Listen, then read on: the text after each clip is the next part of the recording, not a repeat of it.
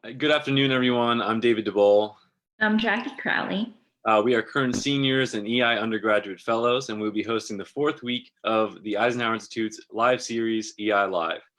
EI Live is an ongoing series of conversations featuring perspectives from our extended community to help make sense of the world around us and explore lessons from the legacy of Dwight D. Eisenhower. We'll be holding discussions every Tuesday at 4 p.m. on Facebook, and we'll be broadcasting this segment on the college radio station 91.1 WZBT Gettysburg. You can find any past discussions on the EI Facebook or YouTube channel. Today, we'll be discussing the $2 trillion stimulus bill signed into law by President Trump to counter the economic drag caused by the COVID-19 pandemic, as well as whether it and future economic stimulus packages for small businesses will be effective, will do more harm than good, or if it is still too early to tell. We are lucky to be joined by two guests, Dr. Holtz-Eakin and Dr. Elmendorf, who have ample experience and knowledge in this arena and will be able to provide valuable insight on this pressing issue. Dr. Holtz-Eakin is the founding president of the American Action Forum, a think tank that focuses on economic, domestic, and fiscal policy issues and free market solutions. Dr. Holtz-Eakin has served as senior staff economist of the President's Council of Economic Advisors during the administration of President H.W. Bush. During the George W. Bush administration, Dr. Holtz-Eakin served as the director of the Congressional Budget Office and then served as the director of domestic and economic policy for the 2008 John McCain presidential campaign.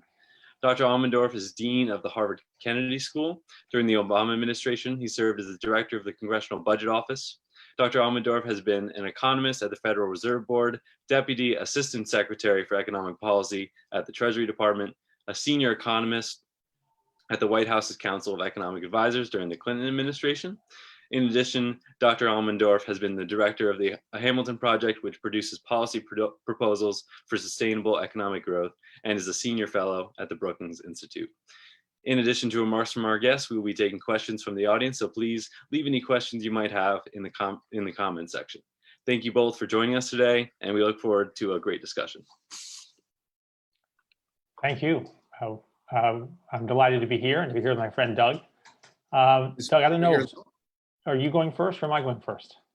Coin toss, it's yours. Go. Thank you. Let me make 5 points about the CARES Act, and then I'll be curious to hear Doug's take on it, because we have not had a chance to talk about this ourselves before this conversation with all of you. And I'm glad that many people, I hope, can be joining us and listening in. The first point I'd make is that the CARES Act was mostly a very good thing. The economy needs a great deal of fiscal support, and the CARES Act provides a great deal of fiscal support. I also think it was constructed that the act was directed mostly at keeping the economic structure intact by supporting small businesses, particularly through what are officially called loans, but actually become grants as long as the loan money is used to sustain a business. That's what we need. We're in a forced shutdown of a lot of economic activity, and our goal should be to keep that economic structure in place until we can develop the public health measures to be able to open up the economy again. And I think the CARES Act, by directing a lot of attention to sustaining small businesses, was in the right place. I also think it was constructed that the act provided support for people, and especially people who are losing their jobs. Although the act will help to keep small businesses going, of course, many businesses have been forced to lay off or furlough workers.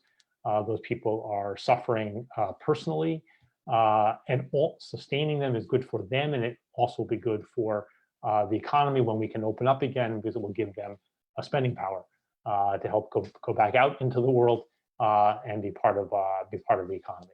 So I think the CARES Act was mostly a good thing. The second point is that the CARES Act left some important things out, or did too little of some important things. Part of that has been rectified now by adding to the funds available for these small business loans that can become grants. Whether enough has been authorized now, I don't know, we will see, but I think that was an important additional step.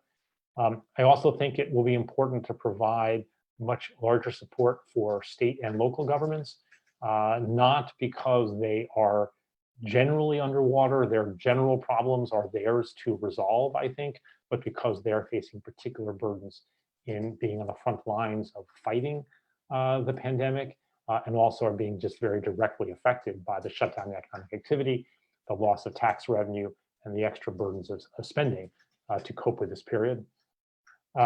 Further thing I think that some future legislation would ideally do is to establish some triggers for ending some programs.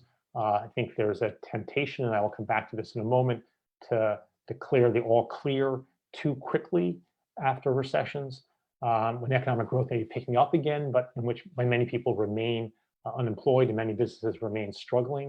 And I think it's important to continue at least some of the proposal, some of the programs in the CARES Act for a while, in a way that does not just rely on the Congress and the administration re-upping in the future, but actually set something in place people can have some confidence in. So the CARES Act did some good things. It had some missing pieces. The third point I'd make is that implementation of the CARES Act is very important and is a real challenge. Just getting money out the door to households is not straightforward. The government does not have a master list and a program where it can just hit send. It's taking a lot of work with the Treasury Department. Of course, the business lending is crucial. More of that happened more quickly than I had feared. I actually was afraid that money would not go out the door. In fact, a lot did go out the door. But further attention to how that program works is warranted. There are also other programs that the CARES Act provide funding for, where Treasury is working through the Federal Reserve System to make funds available to people who are not, to businesses that are not covered by the Small Business Administration administered programs. The Federal Reserve is not a natural place to run this out of. I don't think we have a better place now, but attentiveness on the part of the Treasury and the Federal Reserve to how that program, that part of the CARES Act works will be very important. So those are specific comments on the CARES Act. Now I want to make two related points. One is that I think we should not worry about the deficit impact of the CARES Act now. Interest rates have been trending down for 30 years in this country and a number of other countries. That's a signal, not just about the feasibility of government borrowing, but about the desirability of government borrowing.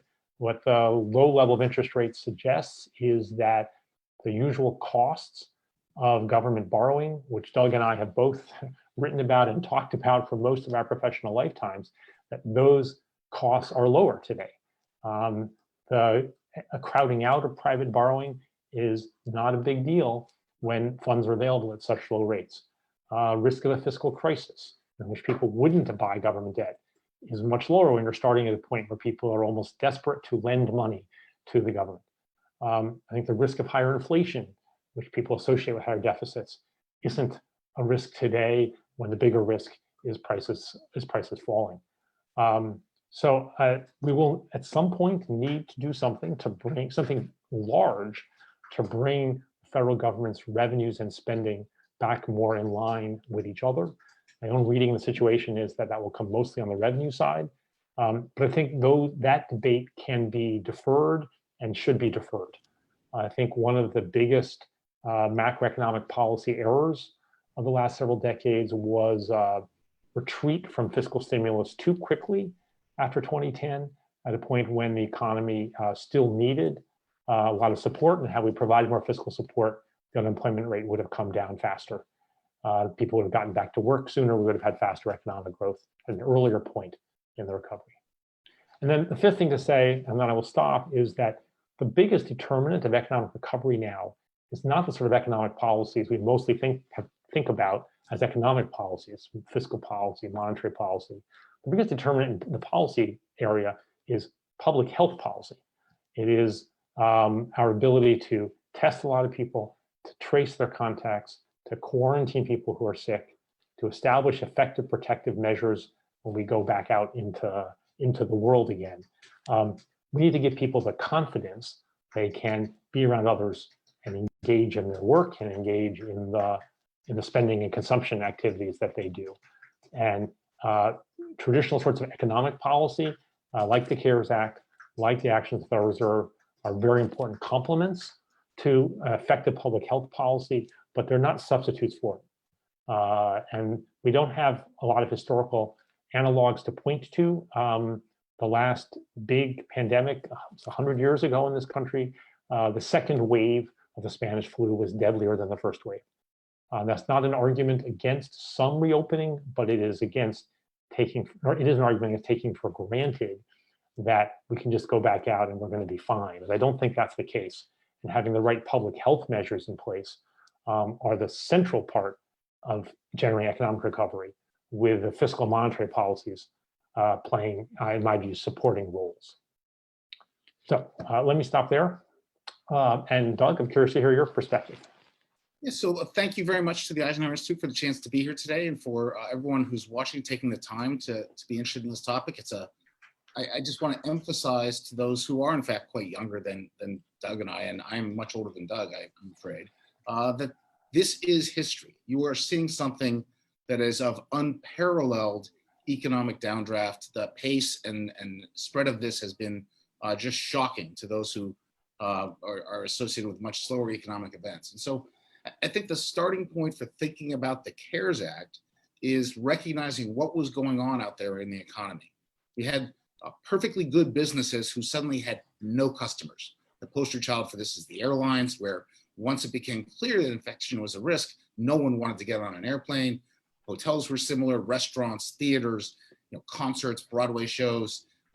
And as a result, they had a real cash flow problem. Nothing was coming in and everything was going out. And we saw a cascading series of cash flow crises in the economy, one business after another. If you're the restaurant, you want to not pay the baker. Well, that just produces a problem for the baker. And in that environment, people did what they normally do, try to get their hands on cash. They sold whatever they could lay their hands on. And we saw massive sell-offs in the financial markets, and huge shifts and swings in things like the Dow Jones Industrial Average. And the very first part of the addressing this crisis came before CARES. It was the Federal Reserve recognizing this incredible demand for cash, and essentially in a very modern and elegant way, printing piles of money and saying, here, take this. We'll take whatever you want to sell. We'll give you the cash. And they managed to take a very real Main Street crisis, something created by the virus that no one had started. It was just inflicted upon them. And they stopped it from also becoming a financial crisis. They kept the financial markets incredibly stable despite the sell-off that they faced. And that was a very important step that stopped this from looking a lot like 2007 and 8, and instead being a very different kind of economic problem to solve. The CARES Act has the pieces that Doug Elmendorf mentioned, and they're the right pieces. By the time the CARES Act passed, we had already seen new claims for unemployment insurance hit 6 million in a week. That's 10 times bigger than the worst week of the Great Recession after the financial crisis. And so there was enormous amounts of economic damage already inflicted in the economy, and getting expanded and generous unemployment insurance to people affected by that was an important part of this. Sending the checks was additional help, but the real structure of the CARES Act that was both enormous, this is an enormous fiscal bill that was passed with incredible speed, was actually designed remarkably well. The basic notion was simple. You've got businesses that are strapped for cash and they want to just get rid of their employees and all their suppliers, give them cash so that they can hold on to their employees. And that does two things. As Doug mentioned, it preserves the economic infrastructure for the moment you get past the worst of the pandemic and want to allow commerce to restart. It also preserves the employees and their families. They get a paycheck. We talk about writing checks. The most efficient way to write checks is have the payroll department do it. They know how much you're supposed to have, they know where you live, and they can get it to you every couple of weeks. And so the CARES Act was just a massive exercise in letting the federal government borrow, because it can, and taking those borrowings and trying to funnel them into airlines and big businesses and small businesses. And that was exactly the right economic remedy. And I'm really personally quite pleased.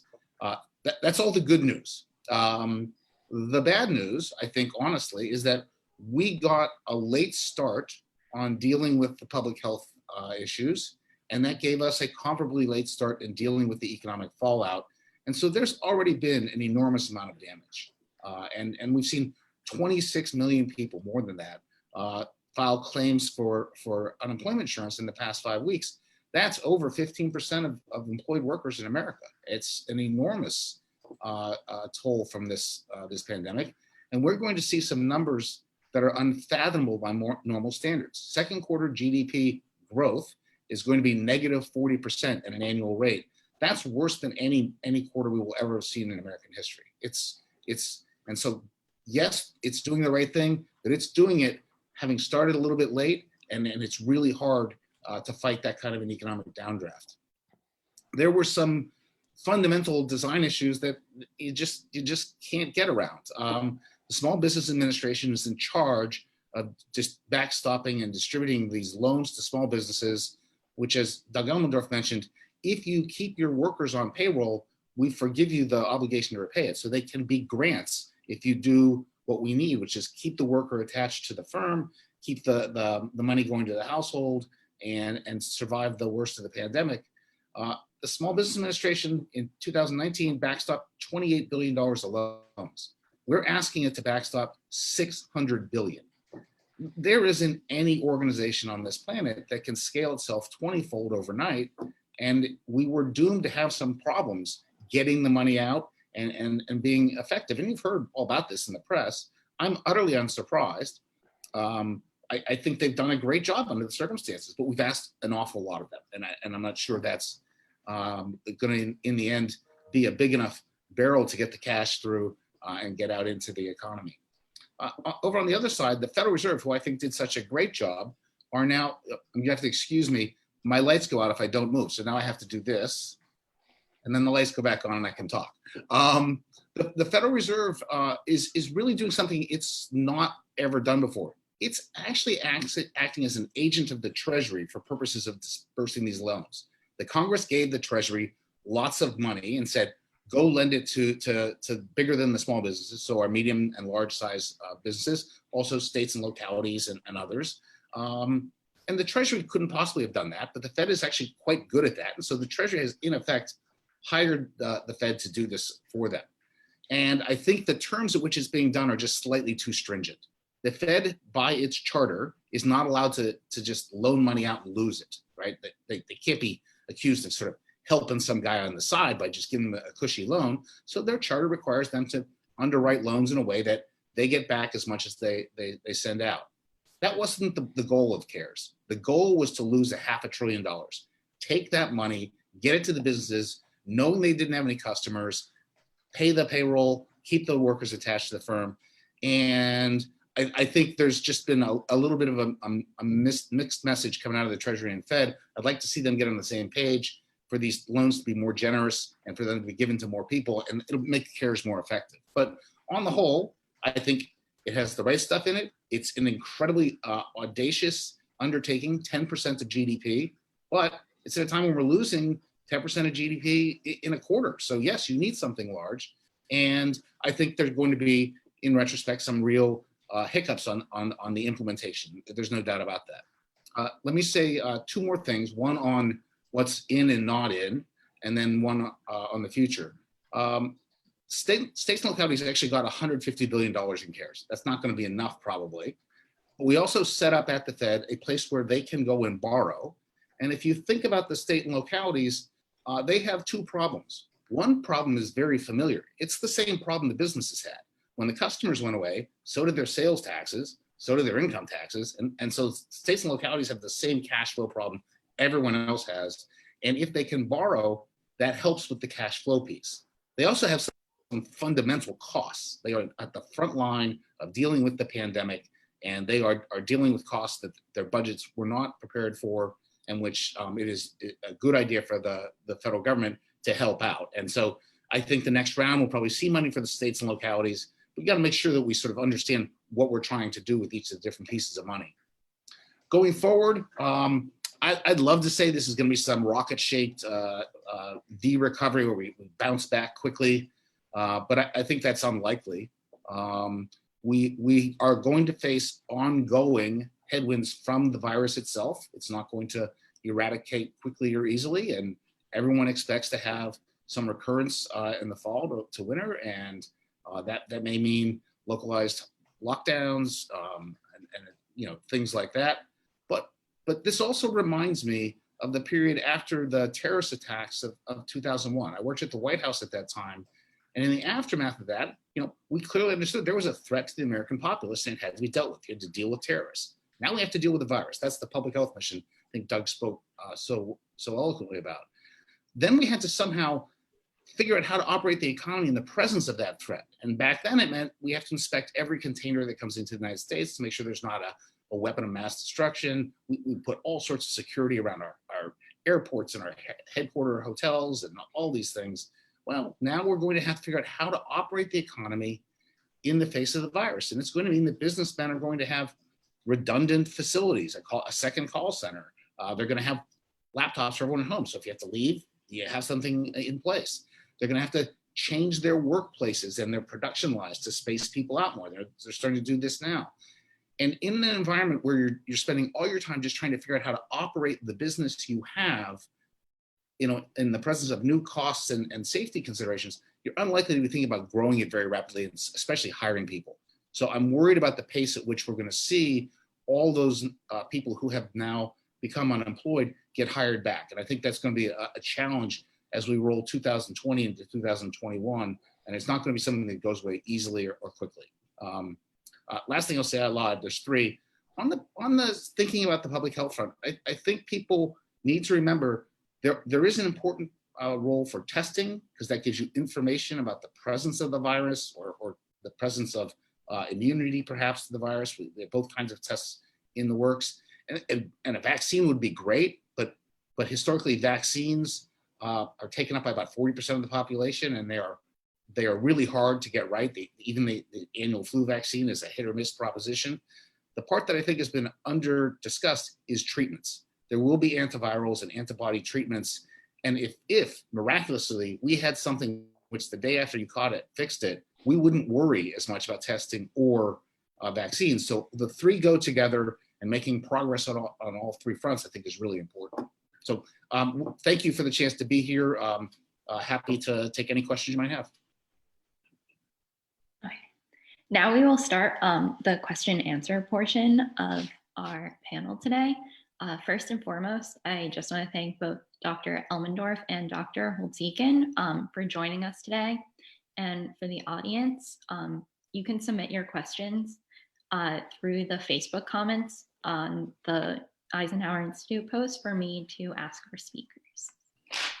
Okay, I will start with the first question. So economist Joseph Stiglitz has called the American economy an economy without spare tires because of the fragility of the United States economy while dealing with this crisis.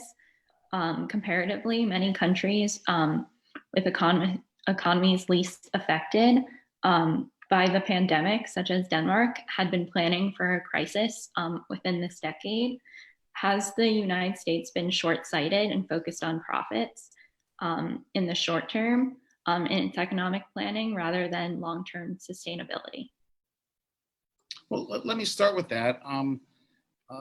I've been dismayed at the federal government, in particular, poor execution of the public health mission in the face of the pandemic. And it's particularly troubling to me because, I was there in 2001 when there was the terrorist attack. There was a conscious effort to understand the potential for bioweapons and things that essentially look like a pandemic. And there were preparations made from the time I left the White House in 2001 through the time I was at CBO and even into the McCain campaign. There were simulations run where people would sort of ask who does what, how do you spin up FEMA, how do you get the PPE out. We built 6 national facilities that were there to provide countermeasures to those kinds of viruses and other bioweapons. There was an enormous amount of planning. It's exactly the thing that we were supposed to do and be ready for. And somehow the planning got lost and there was no muscle memory, and we did a terrible job. And it is one of the frustrations of my life in this area to watch this happen and have it happen so poorly, because it shouldn't have been that way. I mean, this lesson was supposedly learned once, and now in fact we're just learning it again. I agree very much with Doug's frustration about that. I think we were underprepared in our public health work. As has been reported, the number of people working in state and local public health agencies is markedly lower today than it was a decade ago. That was one form of lack of preparation. I think Doug's discussion about the ways in which the federal government seems to have forgotten things that it had painstakingly built up an understanding of is another aspect of the frustration. I think Joe Stiglitz is also making a broader point about what sorts of underlying economic structures he thinks are more robust. So Denmark has a more robust safety net than the United States has. I am personally sympathetic to the view that we should have a more robust system than we do have in the country today. I think this crisis has highlighted some of the weak spots. So the number of Americans who don't have health insurance, but we were reminded in this crisis of how much people need to get health care and how much it's not just in their interest, but in the interest of all of us who are around them. So I think this episode has tragically highlighted the need for filling holes in the safety net. I think Joe Stiglitz would go further and argue that we need a different sort of economic system that is less capitalist and more social democratic in it, like in other countries in Europe. I think the correlation, though, of the underlying economic structure with the response to the crisis is not so clear. Italy also has a broader safety net, and they didn't fare so well. So there are, I think, different factors here we should be looking into all of these to try to avoid a recurrence of this sort of problem down the road. I think underlying economic structure is one of those factors, but there are a set of other specific things that Doug and I have highlighted. So I just want to add that I would not go as far as Joe. I probably wouldn't go as far as Doug, but I do want to emphasize that something that's strangely missing in the conversation is the fact that with 26 million people filing claims for unemployment insurance, there is going to be an enormous health insurance problem. Like all of those folks are going to be uninsured. And I haven't heard enough discussion about what we're going to do. It's unimaginable that we do nothing. And I think it's a fair reading of the political history that this has been hard for Republicans and Democrats to get an agreement on. And I'm worried about that. That's one of the things on my worry list. Yes. Following up on that, the CARES Act and specifically the Paycheck Protection Program aimed to help slow unemployment during this crisis.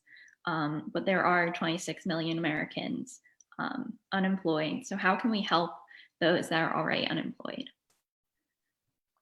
You want to start? Yes, please. Go ahead, Doug. Oh, no, I was going to let you start. Go ahead. So I think an important part of this is to extend additional unemployment benefits. So part of what the CARES Act did was to say to people that if you became unemployed, you would get not just the typical unemployment insurance payment, you would get an extra $600 a week. Now, that particular amount is so large that for a number of workers, they receive more money if they lose their job than in their job. I don't think we need to extend these extra benefits at that level, but I would extend benefits that are above the traditional unemployment insurance benefits. And I would extend them until the unemployment rate has come back down again. And I would build into the law a trigger, an explicit trigger based on the unemployment rate, so we don't have to have the debate again in 2 months and again in 2 months and again in 2 months and so on. I think the key point here from my perspective is that when one sets unemployment insurance benefits, there's a trade-off. We want to protect people who lose their jobs, but we also want to make sure that people come back into the workforce when jobs are available. And so that trade-off, the economists will debate and other people will debate how to strike that balance. But the point here is that trade-off is different at a time when jobs are very hard to get. The people who just filed for unemployment insurance are not people who've chosen not to work now. They're people who lost their jobs because the businesses weren't operating. And so the usual concern about not providing incentives for people to become unemployed or stay unemployed, that's not the problem now. And so in these sorts of conditions, I think it's totally appropriate to have additional unemployment insurance benefits beyond those we would normally have, and to keep those going as long as the economy has so few jobs relative to the number of people who want jobs. So I would say, a couple things. First, I think it's important to emphasize that the CARES Act expanded unemployment insurance dramatically compared to our history. It extended it to up to 39 weeks, which we've done before, but which was done right away this time at the beginning. It also allowed people who were not previously eligible for unemployment insurance to get it. People who are self-employed, independent contractors, people who are not formal employees of firms. And that is an important step in this environment, because there isn't work for them out there, and they're going to need the same kind of help other people are getting. So I think that's important. I'm going to echo what Doug just said about that $600 federal bonus on the unemployment insurance. It's just too big for getting people back to work. And I didn't have big reservations about it, because between now and July 31st, when it expires, there are not going to be a lot of job opportunities. I mean, that's the reality. That hopefully there'll be some, but it really shouldn't be that big in the future. We should sort of think about how to do that. But I also want to emphasize that compared to, say, the Danes, which have gotten a lot of attention, the Danish model said, okay, we're going to pay your employer 80% of your wages, and you have to stay on your current job, and everyone's just there. And that from one perspective sounds like what we're trying to do with the Paycheck Protection Act and other things. But from another perspective, it freezes their economy structure in place. And the structure of the US economy in the fall of 2020 is not ever again going to look like it was in January of 2020.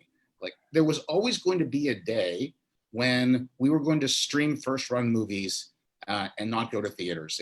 The handwriting was on the wall, and it happened a lot faster now. And so I think we're going to see some restructurings about the way our economy is operated, and the kinds of businesses and services that people want.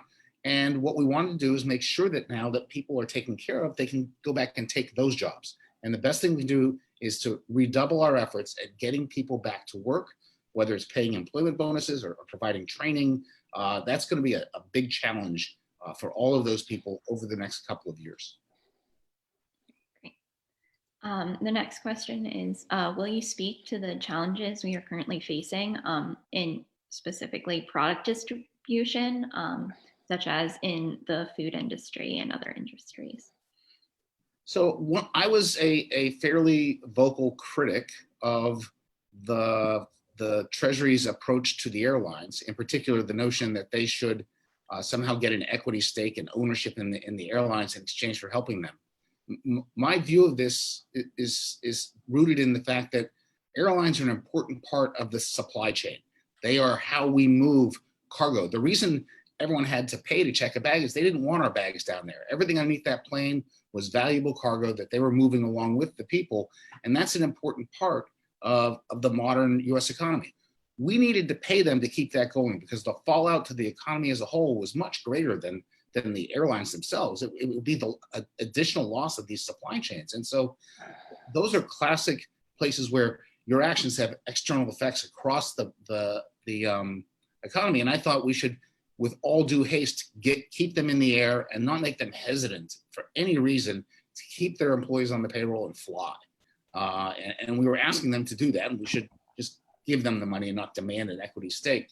I feel the same way about some of these other supply chain issues. I heard today the president wants to use the Defense Production Act to order the meat producers to produce meat. I promise you, Tyson's wants to produce chicken. They do. They want to. So the question you have to ask yourself is, what would stop them? And I think there are a set of cost issues associated with this. They're having to reconfigure those meat packing facilities on the fly. And there are probably some legal concerns about, if someone gets sick, is it going to be my responsibility? How does that work? And I think if they would clarify the rules of the game, they could go a long way toward fixing up some of those issues. I agree with everything Doug said. I would just add another chance to emphasize the importance of these public health measures. What Tyson's needs is, it needs a protocol that it can follow that keeps workers safe, and it has to adapt its production process to that. But a lot of that's information that needs to be provided by public health authorities, and it's materials, it's masks, it's tests, all those things. That's what Tyson's needs. That's what the meat producers need. That's what all these industries need. And that's a true public good in that the more coordinated we can be, the more knowledge we can generate to help all businesses do that, the better off we're all going to be. And it's, I'm sure for the dean of the Kennedy School, it's the same issue that I face as running a think tank. I've got 25 full-time employees, and I can't tell you when I'm allowed to have them back in the building and what I have to do to make this an okay place to sit, think, and write. And that's quite frustrating. I mean, that's important information. Yes, that's exactly right. So I don't know what Gettysburg College has announced, but the Harvard provost released a message yesterday talking about the set of things that have to be satisfied before students can safely come back to the Harvard campus. And I think particularly where students are living in dormitories, they're in very close contact with each other, they're eating together, sharing bathrooms, working out in the gym together, all these things. So colleges are particularly dense environments and thus face particular challenges in trying to climb back out. And treatments that Doug is hoping for, and we're all hoping for, but all these protocols, how best to operate, I think are crucial for all of us. And Doug and I are among the people who in our organizations face these challenges. Yeah, I can definitely share that the Gettysburg community would love to be back on campus as soon as possible. Another question, lobbyists had a great effect on big corporations receiving money from the Paycheck Protection Act or the program. What role does lobbying play in economic planning during this crisis, and has it been a positive one? Well, I can say from the outside, I'm very concerned about the influence of lobbyists on public policy in general. In the time that I spent as CBO director and in other roles in Washington, I was often concerned about self-interested recommendations, and not surprisingly, people who send lobbyists, they'll be speaking to their interests. I worry a lot about their influence on public policy. I think but I will also say that it's appropriate for policymakers to understand what is happening in various sectors of the country. So I would not try to block policymakers from learning from representatives of companies and labor unions and affinity groups of all sorts. What I would like to see more of is commitment by policymakers to listen to objective analysis. Doug and I each had the great good fortune to lead at different times the Congressional Budget Office, which provides information to the Congress that is not self-interested. CBO is not trying to sell anything. It's not trying to do anything except to inform the Congress. That doesn't mean that CBO is always right in its analyses, but it and similar sources of information for policymakers in the congressional branch and the executive branch of government are really, really important, so that policymakers can, in a sense, test out the things they're hearing from self-interested people and test them out with others who don't have an axe to grind. And so I think it is very useful to try to keep the information that flows from lobbyists and from everybody who's representing their interests as only one part of the information that's being weighed by our elected officials. Yeah, I think that's the key. I mean, in a representative democracy, at some level, we're all lobbyists. Like, we want people who agree with us to construct federal programs, and we tell them what we think, and we say you should do that, and that's all appropriate because they are listening to many other constituents who are lobbying for what they want, and they're balancing their views and doing the best job they can. The problem is not that lobbyists are there, and they're actually quite useful because they know more about things than anybody else. It's when the representatives don't have a balancing force in their lives. The CBO is a tremendous force for balanced views, making sure that all sides are correctly represented, getting the magnitudes right. The biggest thing that lobbyists tell people is this is the biggest problem, you have no idea, and it's really not. I think the issue becomes really an electoral one. I think the role of the money that's behind the lobbyists in election campaigns is a big problem. I don't have a good solution for that at the moment, but there are ways in the legislative process to take the information the lobbyists are bringing, but not be captured by the point of view. Great. And for our last question, what are the upsides and downsides to the federal government providing relief to state governments? Do you think we'll see a bailout for states, or will they be allowed to file for bankruptcy? So I mentioned this a little bit in my opening remarks, and so I want to sort of expand on that a little bit. There are two different things.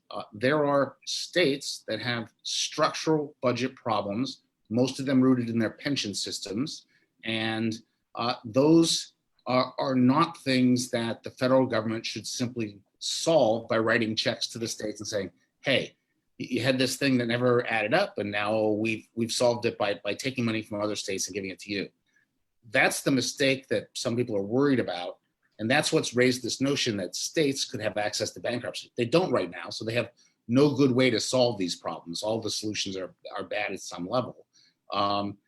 There's a different set of issues, which is the pandemic has whacked the states just like everyone else. And it's also burdened them with additional budgetary costs that they didn't anticipate and couldn't have anticipated. And there it's appropriate for the federal government to get in there and help them out. And I just hope, ignoring the structural problems doesn't lead people to just throw money at them, or being paralyzed by the structural problems doesn't stop people from helping the states. I mean, both are errors. We got to help them and help them in the right amounts. I agree with everything Doug just said. Let me just add two further thoughts. One is that it is certainly true that some states have mismanaged their employee pension plans in very significant ways. That are the real problems that Doug has described. And I agree with Doug that we should not be helping, the federal government doesn't need to solve those problems. But the first point to make is I don't think it has to be dragged into solving those problems. As Doug notes, states are being hurt in lots of direct ways. It's not that hard to construct a formula for providing aid to states that is independent of their pension situations, and it's just focused on the losses they've suffered. The extra burdens that have fallen on them. This can depend partly on their populations, partly on the Medicaid eligible populations, who are the people for whom the states bear particular healthcare costs. So, we have lots of ways in which we distribute money across states using formulas that seem aimed at the problem at hand. It's not that hard to develop a formula that aims at the problems the states are facing now that would have no particular connection to their underlying problems. The second thing I want to just add is that there's a lot of money that flows back and forth between state governments and taxpayers in states on one hand and the federal government on the other. And this has been noted that some of the states that may be, that are suffering particularly from the cost of the pandemic, and I think of the sort of mostly blue states on the Northeast, are in general large net payers to the federal government, because they tend to have higher earning people who are in higher tax brackets and pay more in income tax. In some states, as it turns out, Senator McConnell's home state of Kentucky, some other states, because of in many ways, the economic condition of people in that state, are net users of funds from the federal government. So any sort of general sense about what the federal government should or shouldn't be doing with states needs to take a holistic look, I think, at the flows. But again, I don't think that has to be part of the current discussion and shouldn't be part, because we have plenty to do right now, and we can help states in the ways that are justified now and put broader issues on the side until later. Thank you, Dr. Elmendorf, and thank you, Dr. Holtz-Eakin, once again for joining us today and for all your contributing remarks on this pressing topic. Thank you as well to the audience for tuning in. If you missed any part of the discussion today, the entire video can be found on the EI Facebook page or the YouTube page. We hope you'll join us next week, May 5th, for a special EI Live episode, 75 years since VE Day. We hope you'll join us with Susan Eisenhower, author of the forthcoming book, How Ike Led, the Principles Behind Eisenhower's Biggest Decisions. And she will be joined by Colonel Leonard Follenkamp to examine the historical significance of the war and what it means today. Dr. Follenkamp is an expert in military history and strategy and served as the General Dwight D. Eisenhower Chair of National Security at the Army War College in Carlisle, Pennsylvania. Thank you again to our speakers, and have a great evening, everyone.